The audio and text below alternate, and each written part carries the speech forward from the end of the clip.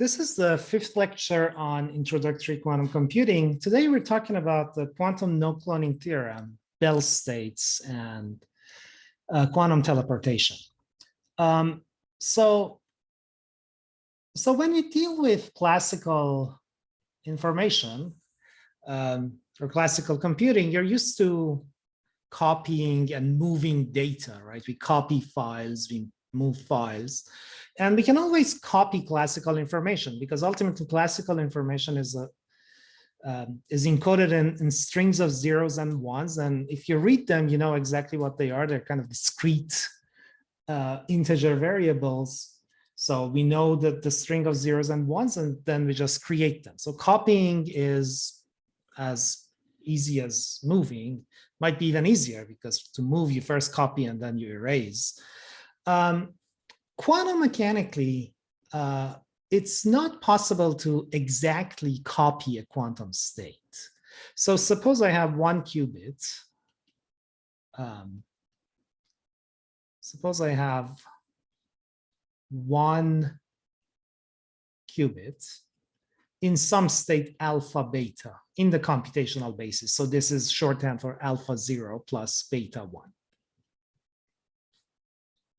And then I want to copy that state exactly. Somehow we can try to read off the state, perform lots and lots of measurements, maybe create this identical states, knowing what they are, perform measurements, try to read off alpha and beta.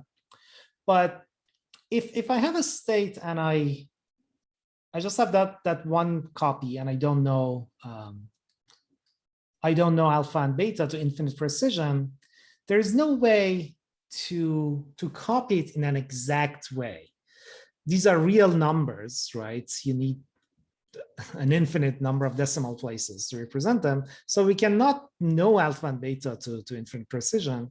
And there's no way to clone that state or copy that state without losing it in an exact way. So there's a theorem that captures this physics known as the quantum no-cloning theorem. So essentially the idea is, suppose I call this state psi, and I want to copy psi. So all I can do is some quantum mechanical operations on a system of 2 qubits. Let's say you have the original copy, and then you want a target qubit to become an identical copy of this. So essentially we have, let's say, I have the state psi here. Let's say qubit A, and then there is some other qubit B. Initially, it's initialized to some initial state. And then what we want to do is to transform this to state psi times psi. So qubit A stays whatever it was, and qubit B becomes a state that's exactly the same as the state. So it's alpha beta. So in order to do that, if we do a quantum mechanical operation, we need to have a unitary operator that acts on this 2 qubit state. It's a unitary that lives in the Hilbert space of 2 qubits, which is a 4-dimensional space. And then it produces psi, tensor psi, for any psi. The idea is we don't know what the state is. We can never know to full precision, so we can't assume that we know the state. So there has to be an operator, if this works, that works for any state, right? You apply this to, you can put anything for psi, and then you initialize qubit B in some state. Again, because we don't know this should be independent of what psi is. So U and S should be just the same for any state. So it's like a machine that has 2 slots. There's one which takes the input qubit A, and then it's supposed to copy that to qubit B. And we need to always initialize qubit B in one way, in the absence of any information about psi. And we need to have this unitary operation that always does it. So the idea is, well, that's what we have to do if we want to clone a state. And it turns out that this is not possible, as we will see shortly. So, so let's say, and if you want to like represent this, so psi times psi really means psi of A tensor psi of B, but in the sense so that their states are different qubits, but it's the same state in the sense that the representation has identical amplitudes alpha and beta. So in other words, psi A is alpha 0A plus beta 1A, and psi B, if you wish, is alpha 0 B plus beta 1 B. So this psi tensor psi, which is shorthand for psi A psi B, is going to be that tensor product. So it's going to be in the 0, 0, 0, 1, 1, 0, 1, 1 basis. It's the usual alpha times alpha beta, and then I have beta here, alpha beta beta.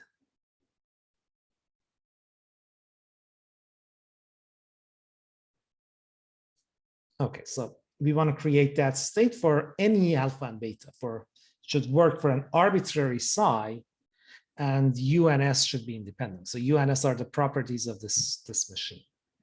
Okay, so because it's supposed to work for any state, so let me consider two different states. So this machine,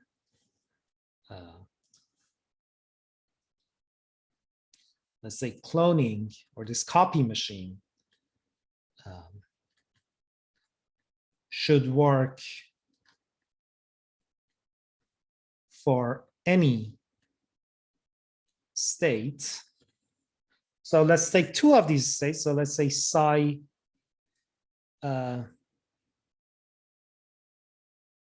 psi 1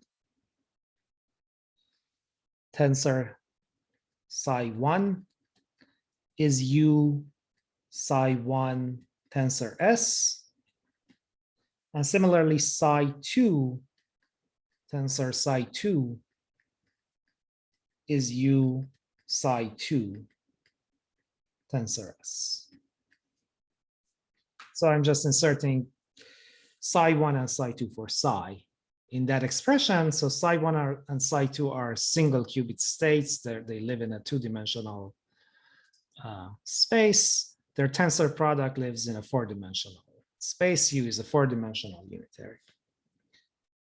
All right, so let's give a name to this two-qubit state. Let's call it, I call it phi 1 here. And I call that phi 2. Okay, so these are four-dimensional vectors for 2 qubits. So now the proof of the theorem essentially follows from calculating the inner product of phi 1 and phi 2 in two different ways. So first, let me calculate it using this side of the equation.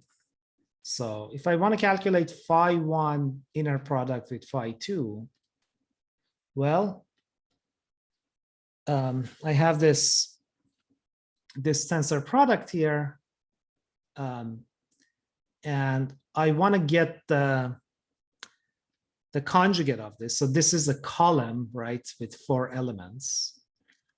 So let's do an aside here, just to have a good idea of what it is that we're calculating. So imagine, let's say psi 1 becomes alpha 1 beta 1. Psi 2 is alpha 2 beta 2. And then, for example, psi 1 tensor psi 1 is using that expression, it's going to be alpha 1, alpha 1, alpha 1, beta 1, beta 1, alpha 1, beta 1, beta 1. So so that's, let's say, my phi 1. So to take the inner product, I need to take the conjugate of that, which turns a column into a row and complex conjugates everything. So then the complex conjugate of this,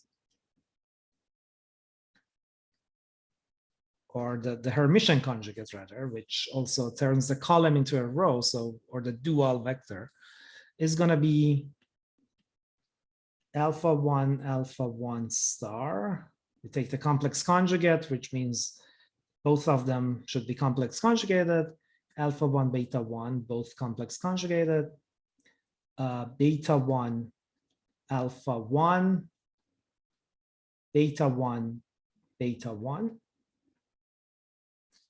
So this, if we think in terms of a tensor product, is the tensor product of alpha 1 star, beta 1 star, tensor with the same thing.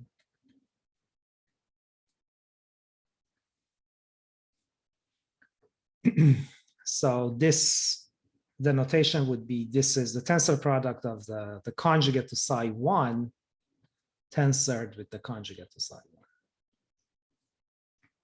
Okay, so using this, essentially I can now write here, I can write this as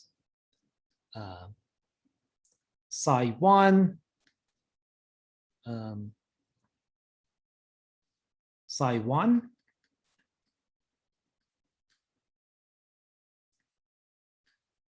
and that's, so this is a row in the 4-dimensional space. So here we just have matrix multiplication when we do the inner product. So now I have psi 1 again, which is going to be psi 1. Sorry, I have phi 2 rather, which is going to be psi 2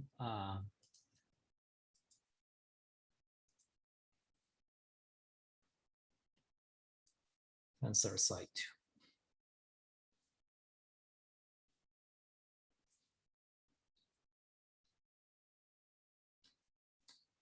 So this, so we have this theorem that the matrix product of tensor products is the tensor product of matrix products. So then this is going to be psi 1 is a row with 2 elements. Psi 2 is a column with 2 elements. So we can multiply them and the result is going to be a scalar, right? It's a row times a column.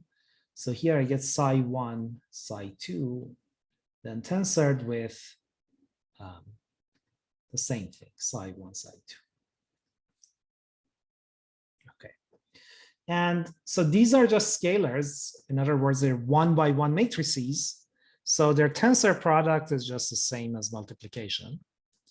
So we found one way, we found that the inner product phi 1, phi 2 is equal to, so this is the inner product of 2 4-dimensional vectors, is equal to the inner product of 2 2-dimensional vectors, psi 1, psi 2, 2,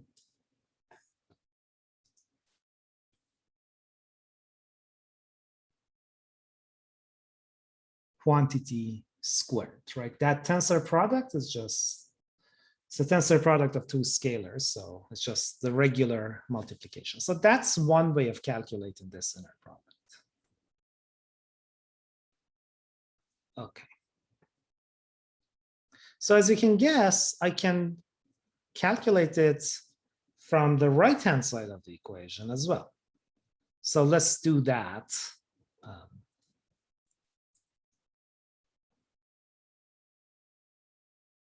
So here,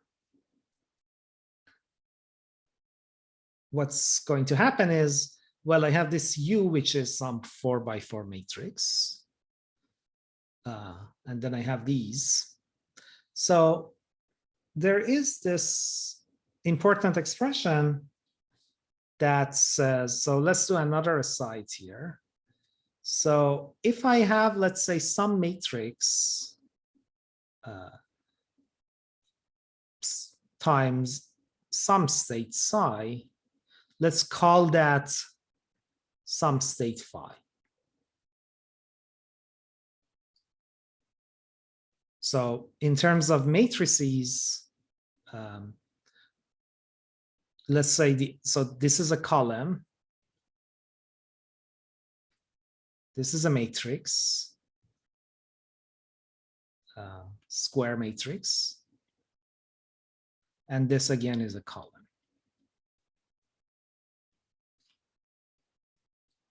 So let's look at some element of this. So phi is a column. Think of it, as having element 1, element 2, element 3. So let's consider one element of that column. And this is going to be using the results of matrix multiplication. So this is going to be sum over I of AJI, element on row. Let me call this I. It's more common. Is sum over J of AIJ phi J.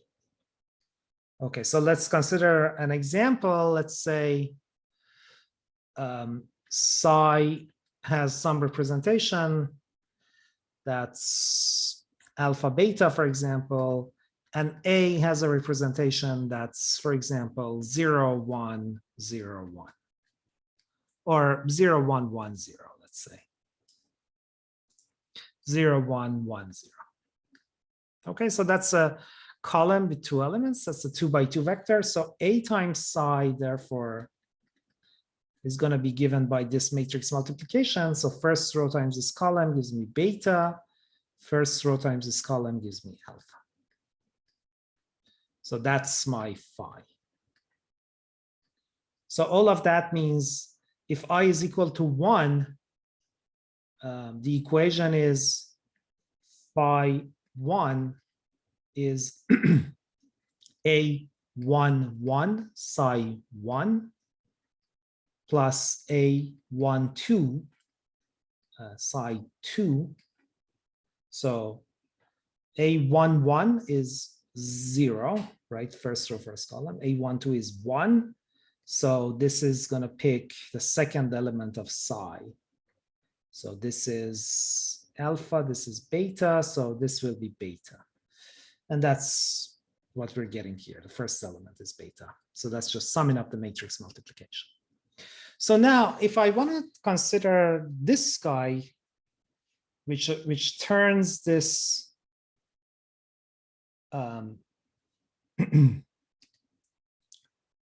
this column into a row and complex conjugates this. So again, the ith element of this object is going to be the complex conjugate of the ith element of this column. So now, if I complex conjugate this, I'm going to get psi j. Complex conjugate of aij, matrix element row I column j times psi j complex conjugate. And that's sum over j of this is just an element of this row vector.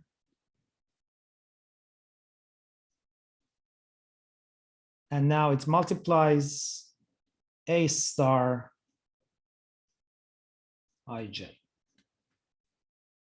So if I define A dagger ji as A star ij, so essentially this operation, switching the row and column is a transpose, and you have the complex conjugate. So this is complex conjugate and transpose. What we're finding is phi I is sum over j, psi j, a dagger j I. So in our notation, we have the phi, which is a row, is now psi, the associated row here, times a dagger, where a is defined this way, right? This is again a matrix multiplication. Now a row is multiplying a matrix. Okay. So given all of this, these mathematical tricks, now I can go back and calculate my phi 1, phi 2 in a different way.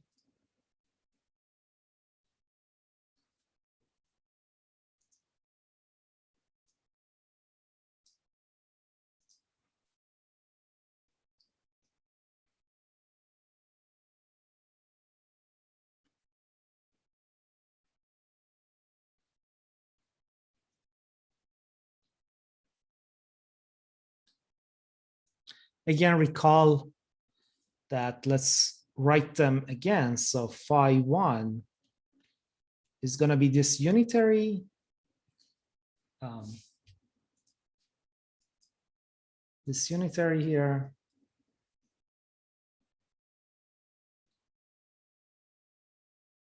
Psi 1 tensor S.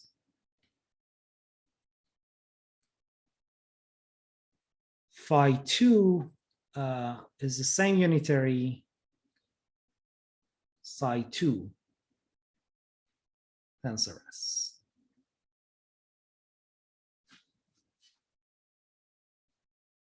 So now if I take that conjugate, so this is again a matrix times a row here.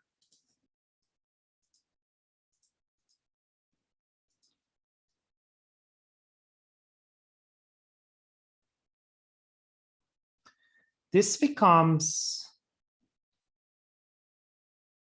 psi 1 with S. Then I have a U dagger, the Hermitian conjugate, which is complex conjugate and transpose. Then I have a U here. Then I have a psi 2 and tensor S. So here, what's happening? So U dagger U, because U is unitary, it doesn't change the norm, is just the identity. So that doesn't do anything. Then I use the same result, that the matrix product of tensor product is the tensor product of matrix product. So this is going to be matrix product of these, psi 1, psi 2, which is a number. Again, it's a scalar tensor. So the tensor becomes standard multiplication because that's a scalar, S with S, which is just 1. So this inner product, we found it 2 different ways, and we found 2 different results. In one case, it's inner product of psi 1, psi 2. That's it. From the other side of the equation, we found that this inner product of these 4-dimensional vectors is the inner product psi 1 and psi 2 quantity squared. So if there's a machine that can clone a quantum state using a unitary operation that doesn't know about the quantum state, which means it can clone any quantum state without needing like an infinitely precise measurement of the state, this implies that psi 1, psi 2 squared is equal to psi 1, psi 2, right? So that implies that this psi 1, psi 2, this inner product of those 2-dimensional single qubit states must be either 0 or 1. And well, it has to work for arbitrary states. So you may as well pick 2 states that are neither the same nor orthogonal. They have, let's say, an inner product of 1/2 or whatever. So that's a contradiction. Cloning is not possible. So we can't copy quantum states. And these states are the generalization of classical bits, which store the information. These are these big superpositions, which have these continuous real numbers in them. And unlike a classical computer where you just copy stuff in memory all the time, or from memory to disk, we can't copy a quantum state. We can't make an exact clone of a quantum state. Okay, so, but that seems to be a problem, but it turns out we can, in some sense, move a quantum state. So if I have a quantum state, let's say I have a qubit A that has some state psi, let's say represented by alpha and beta, then I can kind of lose that. Or maybe if I have access to that, I will lose access to that qubit, to that state rather, not the qubit. But I can have another party make a qubit they have access to identical to this state, make it acquire state alpha beta exactly without knowing what alpha and beta are. So that's the idea of quantum teleportation, which uses projective partial measurements on two qubits. But these measurements are not in the direct computational basis. They're not in the 0,0,0,1,1,0,1,1. They're in a different rotated basis in the four-dimensional space of two qubits. So we need to develop the machinery of these states, they're so-called Bell states, before describing really the setup of quantum teleportation and how it works and what's done and what happens. So the next topic then is just building some mathematical machinery as we try to get prepared for discussing quantum teleportation.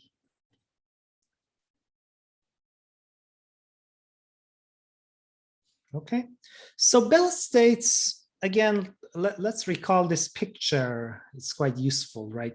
So for, let's say, two-dimensional space, you can have like unit vectors I and j, and the 0 and 1 are kind of equivalent or similar to that. Or we could write the same state, the same vector in some rotated coordinate system. So we can come up with other orthonormal, namely each vector has length 1. It's normalized. It has an inner product of 1 with itself. And it's also orthogonal to other states. So you see these two rotated vectors like this and that, they're again unit vectors. And this is perpendicular to this. So that's also perfectly fine coordinate system where we can use where we can write all vectors in that space. So now when we think about two qubits, one basis, it's a four-dimensional space, so it's hard to visualize.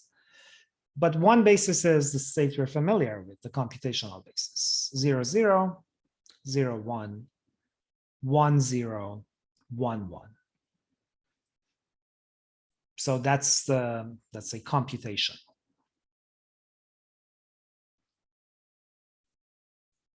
We can write another basis that's equally fine. It's orthonormal. Every basis state is a superposition of these states. And they're all normalized. They all have norm 1. And every one is orthogonal to all the others. So these are called Bell states. So what are they? Well, the first one, let's call it size 0, is going to be a superposition of this and that. So symmetric. So 1 over square root 2, 0, 0, plus 1, 1. Then the next one, let's call it phi 1, is superposition of these two, the two middle ones. So that's 0, 1 plus 1, 0.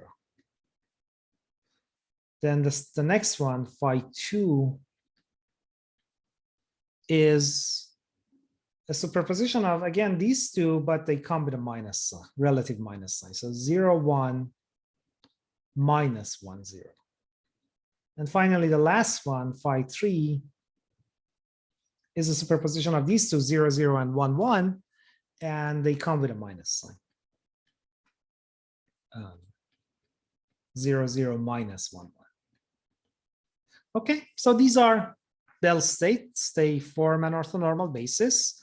And in the same way that we can perform measurements in the computational basis, so if you measure the two qubits and the possible results are 0, 0, 0, 1, 1, 0, 1, 1, and then after the measurement, the state of the two qubit system gets projected onto one of these, we can perform a measurement in the Bell state. So we either find 0, 1, 2, or 3, and the state of the two qubit system gets projected onto one of these states, these superpositions. So let's try to get a little bit more intuition about these. So if I write their representation in the computational basis, I can write, let's say, phi 0. It has, so the first and last are 1 over square root 2, and I have two zeros in between. Phi 1 is 0,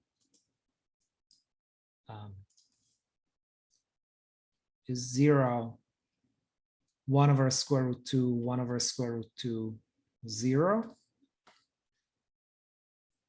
Phi 2, as you can guess, is 0, 1 over square root 2, minus 1 over square root 2, 0.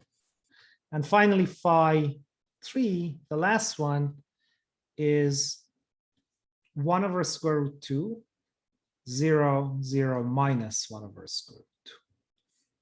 So then it's quite easy to check that these form an orthonormal basis. So phi I, phi j is delta ij, which is defined as 0 if I is not equal to j, and 1 if I is equal to j. So we can see that they're each normalized. So if the sum of the squares of all these components is going to be 1/2 plus 1/2 in all cases. And the normalization and the orthogonality is also easy to verify, like this times this, you see it's going to be 0. It's going to be 1 over square root 2 times 0, 0 plus 0 times 1 over square root 2, 0 times 1 over square root 2, 1 over square root 2 times 0. So it's the sum of a bunch of zeros. Similarly, this with this gives a bunch of zeros. This also that has two zeros in the middle with these two gives a bunch of zeros. Now, if you take the ones that have the same zero, so for example, phi 1, phi 2, they come with a minus sign. So it's going to be 0 times 0 plus 0 times 0. Then you have plus 1/2 minus 1/2, right? Similarly for this, we have plus 1/2 minus 1/2. So that's an equally good orthonormal basis.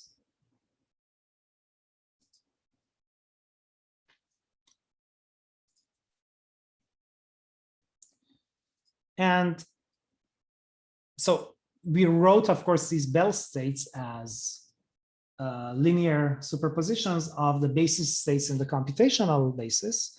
We can also invert that by, for example, if you add phi 0 to phi 3, you're going to cancel out 1, 1, and we will just find 0, 0. So any state in the Hilbert space, including the computational basis states, we can write as linear superpositions of the Bell states. So let's write that explicitly. So 0, 0 is going to be 1 over square root 2 phi 0 plus phi 3. 0, 1 is going to be 1 over square root 2, 1 plus 2. 1, 0 is going to be 1 over square root 2, 1 minus 2. And finally, 1, 1 will be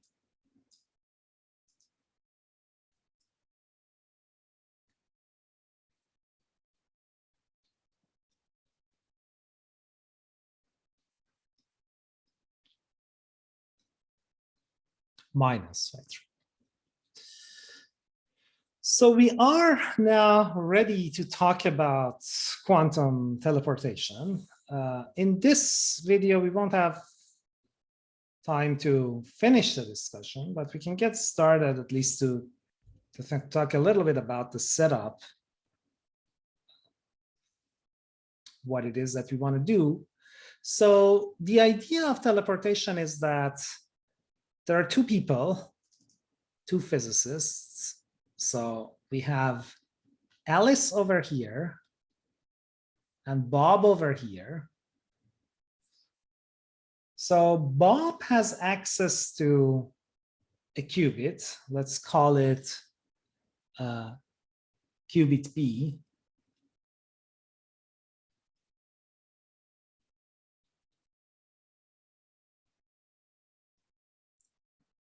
And Alice has access to 2 qubits.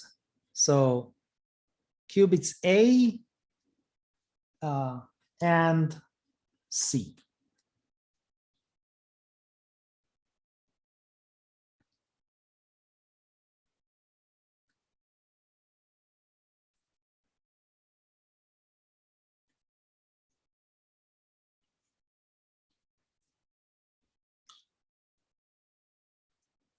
Let me also make the notation consistent, so I put a B here.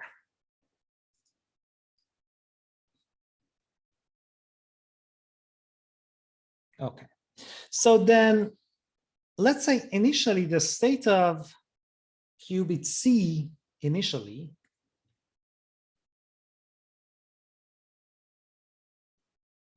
this has the state alpha beta, which Alice wants to send to Bob.